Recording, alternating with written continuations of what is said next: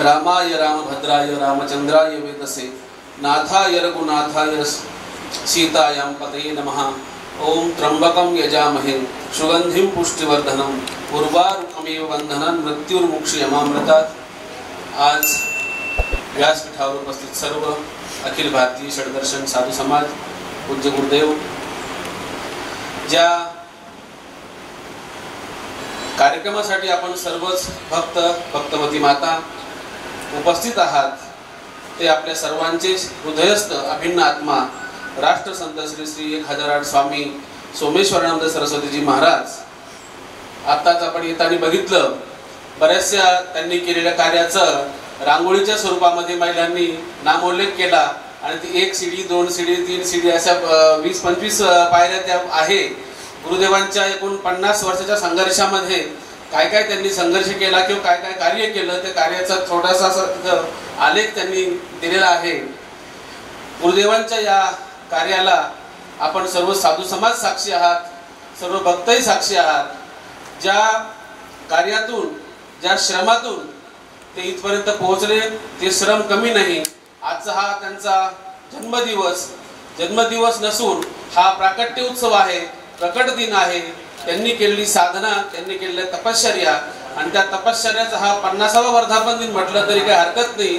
खरोखर एक साधू, एक गुरु काय करतो हे आपल्या सर्वांसमोर आहे, आपल्याला सर्वांचंच गुरुदेवांचं मार्गदर्शन आहे। गुरुदेवांनी ज्यांचं मार्गदर्शन घेतलं, ज्यांचा आशीर्वाद घेतला, असे ब्रह्मलीन पूज्य स्वामी साग्रानंद सरस्वतीजी महाराज, आपण सर्वच त्यांच्याशी परिचित आहात। सर्वांची स्वामींची खूप एकनिष्ठता होती, प्रेम होतं। स्वामीजींनी जसं ज्ञानेश्वर महाराजांनी म्हटलेलं आहे की आपोल्यापती बैसिविले, सहज गुरुदेवांनी आदेश दिला, गुरुदेवांनी शब्द दिला आणि शब्दाला महाराजांनी जागृत केलं, उद्बोधन केलं।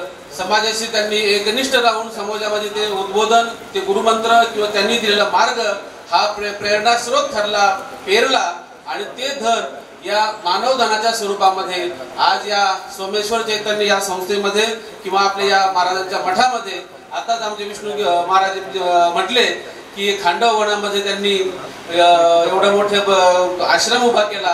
हा खरोखर महाराजांनी शहराच्या बाहेर, नाशिक शहरापासून दूर येऊन, त्र्यंबकेश्वराच्याही दूर येऊन आपल्याला हे मंगलमय असं वातावरण दिलेलं आहे।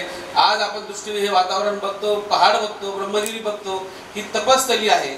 ही भविष्यातली आपल्या या तालुक्याची, आपल्या या जिल्ह्याची, महाराष्ट्राची, नवे देशाची एक मार्गदर्शन भूमी बनो, अशीच मी त्र्यंबकेश्वरांनी प्रार्थना करतो।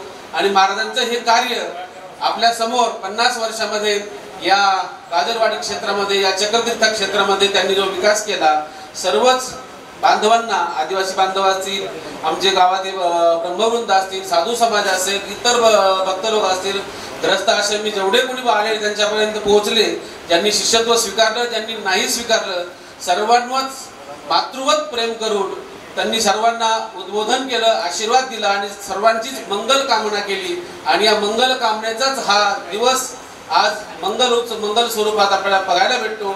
असंच त्यांच्यावर आपल्या सर्वांचं प्रेम राहो।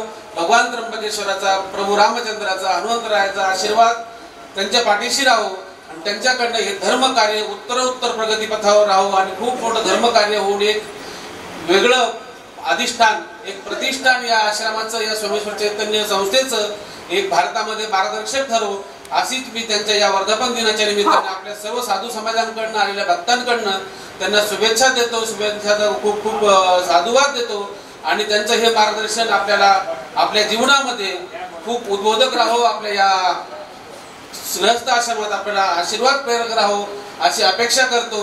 भगवान त्र्यंबकेश्वर त्यांना खूप शतायू करो अशी पुनश्च भगवंताच्या चरणी प्रार्थना करतो। सर्वेपि सुखिनः सन्तु, सर्वे सन्तु निरामय, सर्वे भद्राणि पश्यन्तु, मा कश्चित् दुःख भाग भवेत्। आपल्या सर्वांचेही दुःख दूर होऊन महाराजांनी जो आनंद सोहळा भोगला, आनंद सोहळा आपल्याही जीवनात येवो अशी पुनश्च मंगल कामना करतो आणि इथेच थांबतो। हरिओम हरिओम हरिओम।